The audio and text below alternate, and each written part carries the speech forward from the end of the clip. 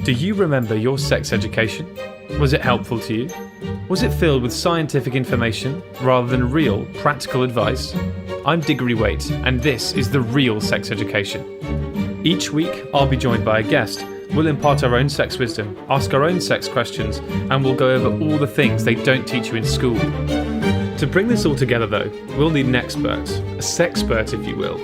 But the only sex and relationship therapist I know is my mum. Hello, Mum. Hello, Diggs. In this episode, we'll be joined by comedian Darren Harriott. Sex education. Okay, I guess I could talk about that. With him, we'll be discussing erectile difficulties, Any little bit of thinking, I might just go soft or... judgmental partners, She's being critical, and then she sits back and then she gets her phone out. You're like, uh-oh, who's that? and throughout the show, we just keep coming back to condoms. I started buying the large condoms. What I realised was it's just easier to get on. The easier I can get it on, the quicker I can go. Welcome to The Real Sex Education. This is the first episode. Thank you so much for listening. Mum, are you excited? Yes, I really am. How the heck did we get here, though? I know, it's mad. I mean, I've always been into podcasts, but it's more the sex therapist side of it. When my friends found out you were a sex therapist, they'd come to me and they'd be like, oh, Diggs, this is happening. Can you ask your mum? Or this has happened to me. Do you mind telling your mum? And it's just evolved into this. Yeah, and there was me thinking you just had a lot of curiosity, and there you were giving people advice. Oh, God, I hope you didn't get the wrong idea. When I was still talking about my friends, 99% of the time I was talking about my friends. Only 99. Yeah. Well, we have a great interview coming up with comedian Darren Harriott where we talk about erectile difficulties, Viagra, and we keep coming back to condoms, probably because he wants to talk about how he uses the large condoms. Bit of a humble brag, wasn't it, Mum? Yeah, but I tell you what, he was very brave, he was very honest, and he shared an awful lot with us, which is difficult to do. It was very personal, his interview. It was really, really good. He was so honest. And as a sex therapist, when clients come to you on their first time or whatever, are they always that honest? No, I mean, sometimes people are a little reluctant, but they fear what they're going to be asked to talk about, and they're usually more nervous than they need to be. And actually, when they get there, they are often sort of emboldened to talk about what they've come for. I mean, after all, this is why they're there, to talk about their sexual problems. And if the atmosphere is okay and it's not too weird, then generally speaking, they don't have many problems. Interesting. Well, we'll have more questions put to you as a sex therapist later on in the show when we open up our mailbox. It's a chance for listeners to have their questions answered by Kate, a real sex and relationships therapist. You can send in your queries to podcasts@hattrick.com, and that's Hattrick with 2 T's. But before we get there, we spoke with Darren Harriott, and since this is the Real Sex Education, we asked Darren what his sex education was like. I mean, it wasn't even... It didn't really feel like sex education. It kind of just felt like at school when, okay, they're 15, they're probably at the height of their thinking about sex, wanting to have sex. I guess it's easier than PE. Yeah. Basically, they were given a flip chart, and then you sort of lift the flip chart up, and then you just see pictures of stuff. What sort of stuff? Well, it was just like, like herpes. Oh, God. Yeah, but it was always like the worst kind of herpes. It was like, this is as bad as it gets if you've got no treatment and you're on a boat for a year. This is the sort of herpes. And the best part was just like seeing the teachers react to it. Like the same way the pupils did. Yeah. Like they did no pre-checks. They just and we all freaked out. And I just remember it was basically that. There was no like special nurse or anything like that. We also did the classic condoms on bananas. Yeah. As you do, you put the condoms on bananas. Then we put the bananas back in the canteen at school. I'm very interested in the banana and whether that was actually useful to you when you did come to put on a condom. In fairness to you, yeah. It was. Right. Oh, was it? Yeah, I will say that now that you mention it, because I always remember the technique. You pinch the top and you sort of twist and you roll it down. And I never forgot that. So they did give you one useful idea. I would say that in between all of us peeling bananas and just taking the mick, that was something that always stuck with me. But a lot of people do have trouble putting on condoms. It's a really stressful thing to do. So that sounds incredibly useful. Yeah, and I mean, just putting aside your sex education for a second, Darren, and talking a bit more generally, like loads of people struggle to put on condoms. A lot of guys actually can do with some help doing that. Yeah. And it's quite a nice thing to say to your partner, oh, do you want to give me a hand? Do you want to help me with this? It's a really useful way to just have a bit of fun together as well and be relaxed. Because I think there's a certain amount of vulnerability needed when you're having sex, and sort of saying, oh, I'm not comfortable with this, or I don't do it very often, or whatever it happens to be. That's quite useful to people. I think I put too much pressure on myself now as I've gotten older. Exactly. I feel like my erections aren't as strong as they used to be. So for me, when I get a condom on now, it has to be like a Formula One pit crew, like when they change a tire, like, and then straight in with it. So like my ex-girlfriend, she was just on the coil thing, I think it was. Yeah. And like, obviously boyfriend, girlfriend, we just had unprotected sex all the time for like, I don't know, 2 years or whatever. And then trying to go back into a condom, it's like, you know, hey, I've had fiber optic broadband. I can't go back to dial up now. Like I'm gonna struggle. So it's like, it's hard. And it might be all about a fear of vulnerability, I guess. And is that because you're embarrassed about putting it on, or just because you prefer it without? One thing about me, especially now sexually, there's no embarrassment at all. Like I've been a Mr. Softy in the bedroom. I've been a one pump chump. I've done all of that. There's no real embarrassment. It's just better without. Obviously, both enjoy it without, and also.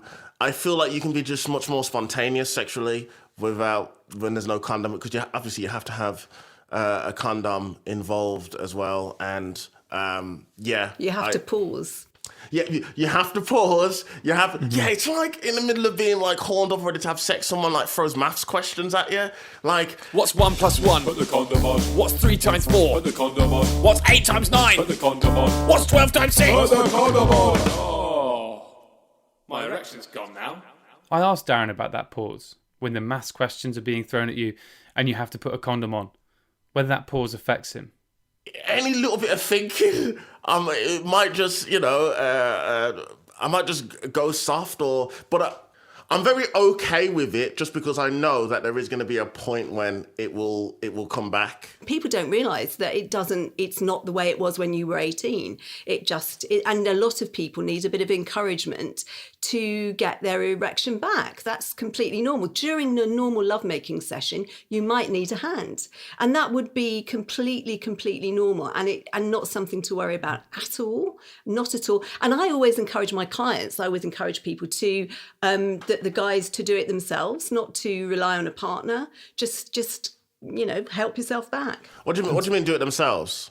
Well, give their penis a little rub to get their erection back, rather than thinking, it should appear spontaneously. Because I know an awful lot of partners really worry and think, I'm not attractive. That is how I know, as I've gotten older, that I've got a good woman, a good partner, when there's none of this like, oh no, is it me? Do you want me to do this? What's happening? Are you drunk? Are you worried about Brexit? Like, why can't you get it? And like, I know that just give me a few minutes, just chill out, and then we'll get to it. There's no rush. Yeah, precisely. And it's interesting that the more important the relationship is, the more likely you are to lose your erection, because it really matters. I mean, loads of people can have loads and loads of sex with people that they don't really care about. But when it comes to the relationship being important, that's when things start to become more difficult for some people. Mum, as the resident sex therapist, I'm not just asking this as your son, how would you recommend getting your erection back?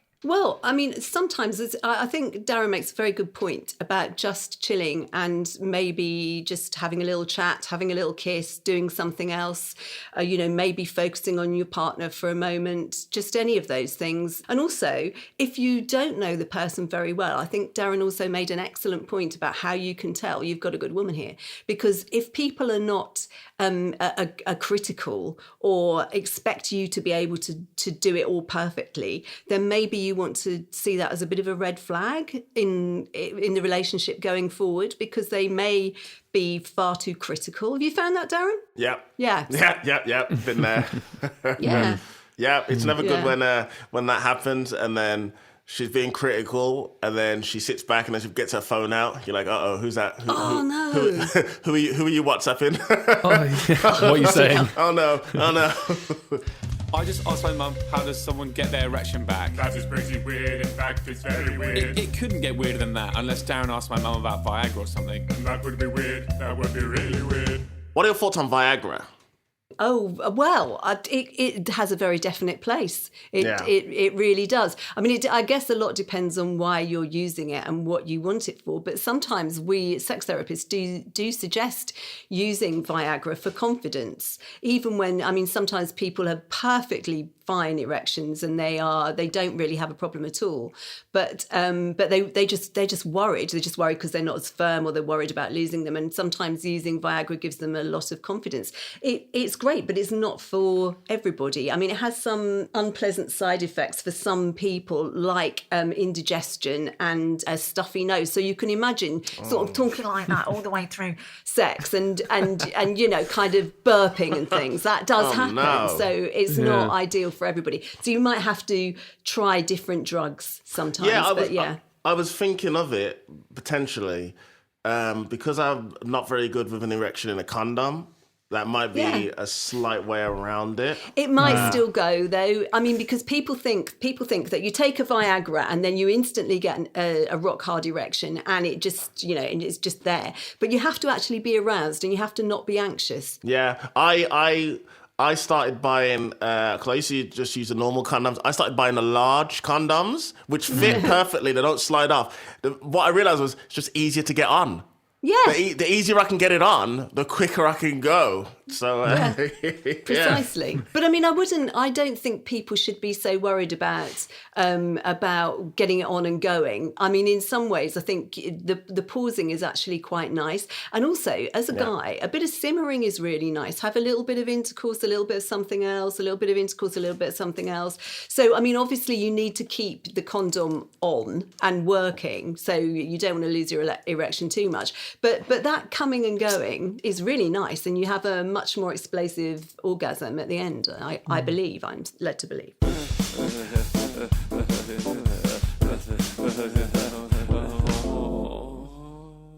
So we heard about the theory, but then Darren told us about when he put his sex education into practice. I lost my virginity when I was 18. Right. Which, now just sounds like a very normal grown-up thing to do. Yeah, absolutely. But back then, that was 18. You might as well have been 40 and lost your virginity. Yeah. It was crazy. I did all the classics, I lost it on holiday. You don't even know her and all that sort of stuff. And I remember when I lost my virginity, I didn't use a condom. I didn't have a condom at the time. And I panicked completely, thought I had an STD, was freaking out. Because again, all I was thinking about was my sex education classes and the giant knob filled with herpes. And I was like, oh no, I've got it.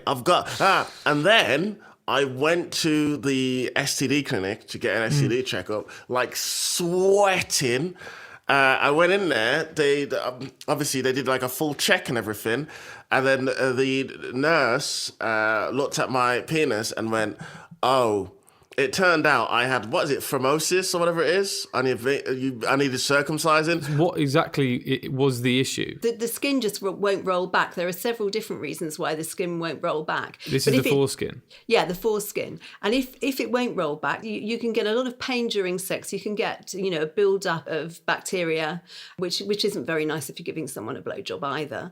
And I guess The worst thing is that it is the pain, I guess, because intercourse is not much fun when you've got a tight foreskin. And it's funny that you say that you can have pain during sex, because I did have pain during sex. Yeah. So when we had sex for the first time, I did feel like a slight pain, but obviously it was me losing my virginity. So I just thought, well, I've lost my virginity. It's supposed to hurt. Oh my God! Did you think that? 100%. 100%. Wow. I didn't think anything of it, because I'd always heard that women can have some pain during sex, especially first time. I just assumed that's why it is. I'm losing my virginity. I'm going to feel some pain. So it wasn't like unbearable, but I could definitely feel a pain. But I did think, oh yeah, it's just because I've lost my virginity. It's supposed to hurt. I didn't even think of it. That's so cute. So, you were kind of lucky that you had the experience and went to the clinic and they said, oh, something needs to be done. Because I wouldn't have gone. Yeah. Like if I had, like I said, lost my virginity, didn't have the STD panic or whatever, I wouldn't have got tested. You wouldn't have known. In some ways, Yeah. it's a good advert for the sex education they gave you at school, because if they didn't give you the STD fear, then you might not have gone to the clinic. So maybe this is all pointless. That's all I thought about was the STD class in lessons, yeah.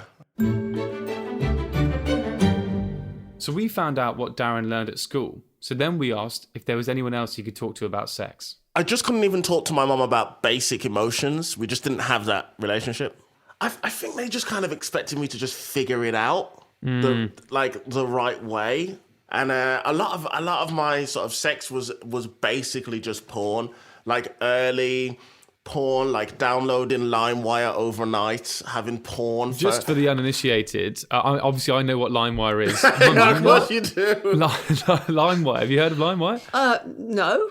Well, What is it? Darren, what was LimeWire? So yeah, LimeWire was basically it was just a downloading site where you downloaded films, songs, and you could do porn as well. So you tap sort of porn in, and we're talking dial-up internet, downloading 2 gig of porn. You would leave your PC, switch the monitor off, and just let it download overnight. And then by the morning, you would hope that it had completed. And then because LimeWire was it was the dark web, the early days of you'd click on the porn and it would just be a Simpsons episode or something. It would let you down often. But yeah, that's what I'd relied on for a lot of porn back then. What Darren this whole time has sort of been describing is a really bitty sex education. Like, he's picked up bits here and there, but it's not necessarily all terribly accurate. Exactly. And when we talked to him a bit more, we discovered that he really felt he'd missed out on some sort of family guidance about sex. I'd rather have had the sex education chat. So I know that I definitely would have wanted that. So would that be something more about feelings or how to do it or what? I mean, even just wear a condom. What age then, if you were to have a kid, what sort of age would you start talking to them about this sort of stuff? I think I definitely would talk to my son or daughter at 12 in some way about sort of sex and the birds and the. I can't just rely. I wouldn't just want him to rely on the internet. 12 is actually really late. You think so? To be talking about sex, yeah. What you would want to do is make everything that you say age appropriate. And what happens is that children ask questions. So if they say at the age of 3 or 4, oh, where did I come from? And you say your mummy's tummy, that's age appropriate. You don't need to tell them about how they got into the tummy. Mm-hmm. And you certainly don't need to tell them things like their stalk brought you or something like that. But you just do it in an age appropriate way. And then the conversation becomes natural, I suppose. I remember, when we were sitting around the kitchen table having supper and we used to have the radio on, and your older sister suddenly started talking about Bill Clinton and the blue dress and saying, "Mummy," and why did he put a cigar in the lady? And this was and I very quickly switched the radio off, but we had to have the conversation then. So I guess it's when it comes naturally. we didn't do any form of sex education or any form of mention about like homosexuality in sex education at school. And I didn't know at the time, because at my school, if you were even slightly camp, you would have been bullied. But I'm pretty sure there was homosexuals who were in sex education classes, and it must have been so odd for there to be like, there was no mention, and it wasn't even like I was at a Catholic school or a Christian school. It was just what we'd deem a normal school, and there was no sort of like homosexuality talk or anything like that. Well, there was a period when it wasn't allowed. It wasn't allowed in schools, and I think things have changed an awful lot now, and there's much more realism about that, and people are allowed much more to be themselves in schools. Yeah. However, I mean, there's been recently in Birmingham, hasn't there? There's been protests and people pulling their kids out of school and stuff. So there's still a way to go. But I think that's very important to put that into the sex education curriculum and keep asking yourselves those questions. What is this like in a gay relationship as well? What are the differences with a lesbian relationship? What are the differences that maybe a trans person might encounter when they're having sex in these situations? I mean, even as like an adult who like, I know I've got gay friends, I know trans people, etc. Even as an adult, I hear things and I'm learning. Like I didn't know that there was different condoms for like gay men when they have sex. What is this? They're much stronger. Yeah, had no idea until I used to do security at in Birmingham. So I used to work Gay Pride. I did it for like 4 years in a row, and they were handing out condoms, and I was like, oh, extra safe. So what does that mean? Aren't all condoms safe? And then someone said, yeah, this is like extra strong so it doesn't break when you have anal sex. And I was like, I'm in my late 20s and I'm here learning this now. Yeah. And I feel like there's probably a lot of, especially gay people in schools who would have no idea about that. Yeah, probably. That's a really good point. That's a really good thing to bring into the curriculum. That would be really interesting to show different kinds of condoms. Although, having said that, they have these strawberry ones and chocolate ones. And every time I took Diggory's sister into the ladies' loo, there used to be these condom machines with chocolates and strawberries on the front. And she'd be desperate for them and saying, Mummy, go. How do you explain? You can't have those. They're not chocolates. But you can get, dental dams as well. You can get a bag of dental dams that are all fruit flavoured. Explain what dental dams are. Dental dams are like a little condom, like a little square that you put in front of wherever you want to protect, for rimming, for putting your tongue in the anus and around the anal area, that kind of thing. Mum. You use a... Sorry, Mum's Diggs. great. You'd use a dental dam, yeah. And you can buy them by the bag. You can get a huge bag full. But the problem is people don't use them, and they are a really good. They're a really good idea. I've never come across a dental dam in my life. If I was to have sex and she pulls out a dental dam, I'd be like, "What is this?" I'd freak out. I'd be like, "What are we doing here?" No, you might enjoy it. Have a little chew or something. Oh, God. So, Darren, how was it for you? What are you taking away? I feel relatively a bit more normal now. You are so normal.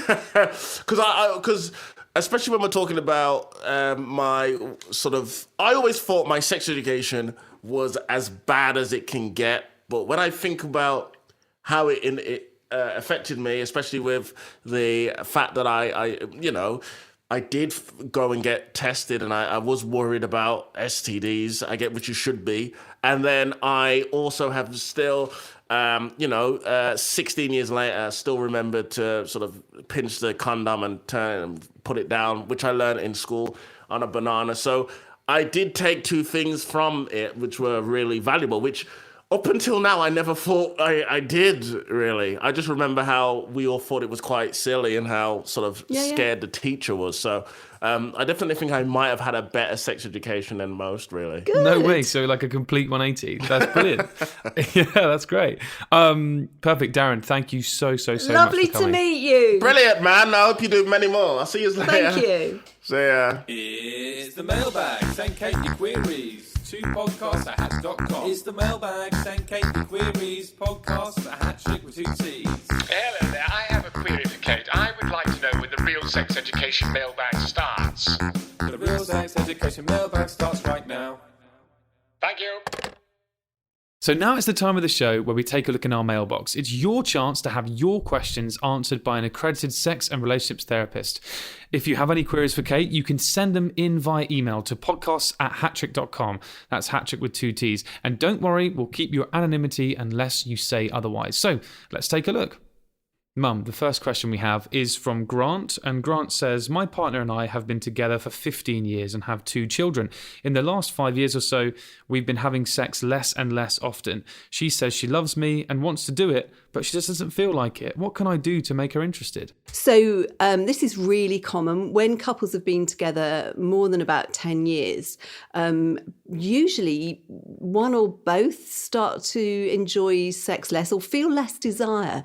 There's been a lot of research done which says that women in particular don't tend to feel desire until after they're aroused. So actually, if she was to suddenly start a new relationship, and obviously I'm not encouraging that, but if she were to start a new relationship, then all of a sudden probably her desire would come back, just as it was at the beginning of your relationship. But because you're in a longer relationship, there are lots of other things in her head. She's worried probably about looking after the kids and all the other things in life. When you go on holiday, she probably relax and you probably feel more interested in it, both of you. So at the moment, I would suggest just having some regular relaxation time together so that you can just lie naked in bed and chat. And it may lead to something and it may not, but it's just that intimate moment that you have together.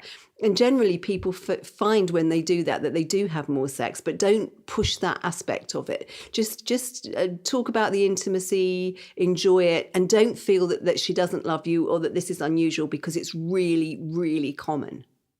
Last up we have is from Chris, and Chris says, my girlfriend and I met at university and have been together for 6 months. I feel more for her than I ever have anyone else, but she doesn't seem to have the same feelings for me.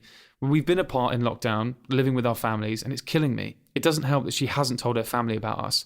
My family have chatted to her on FaceTime and are very supportive, but she doesn't want to tell her family about us as I am her first girlfriend.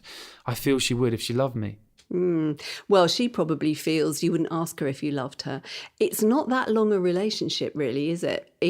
I don't know if the 6 months includes lockdown, but it isn't that long. And she's probably going through quite a lot, thinking about coming out and how she would tell her family. And maybe she'd like them to meet you properly first. And she's probably quite confused. I mean, it sounds as though the relationship's continuing while you're apart, and it's grim that you're apart and really sad. But I wouldn't jeopardise things by pushing her at this stage. I'd let her take it at her own pace and see what happens in a few months' time and when we're out of all of this. Because actually, let's face it, whilst lockdown is not the time to do that. Anyway, you probably want to do it when you're all face-to-face together, or at least let her get back to normal first. Excellent. Thank you so much for all of your submissions to Kate. Again, if you'd like to put a query to Kate about anything sex or relationship related, or would just like to get in touch, we're podcasts@hattrick.com. That's Hattrick with 2 T's. Once again, a big thank you to Darren Harriott and Kate Campbell. Cheers, Mum. Cheers, Diggs. It was lovely. Glad someone thought so. Join us again next week. Thank you. Bye. You've been listening to The Real Sex Education, which is hosted by Diggory Waite and Kate Campbell. The show is produced by Andy Goddard and Diggory Waite. The Real Sex Education is a Hattrick podcast. If you'd like to hear more podcasts by Hattrick, including Time Ghost with Alexander Armstrong and Ben Miller, just search Hattrick Podcasts on your podcast provider of choice. This podcast is based on the real-life relationship between the host Diggory Waite and his mother, accredited sex therapist Kate Campbell. The show is therefore inspired by, but otherwise unrelated to, the TV show Sex Education. But yes, Diggory does wish his co-host was Gillian Anderson.